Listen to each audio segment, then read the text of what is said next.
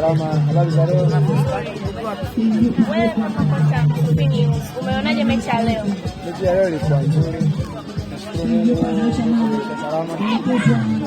Furahi kwa matokeo ya Ngao High nzuri. Mazingira ni mazuri, sehemu ya uwanja ni nzuri.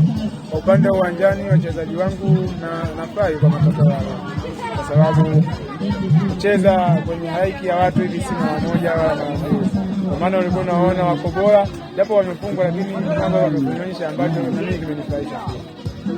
Kitu ambacho umeshukuru kwa mechi ya leo, kwa mfano hivi nimeshukuru hakuna mchezaji wangu aliyeumia, maana leo umekumbusha sana watu. Kweli kabisa, kwa safi watu wamefurahi, mpira umepigwa mwingi na mpaka kocha wa Wanda Kid naye amefurahi kwamba yes, Msimbazi kuna wachezaji.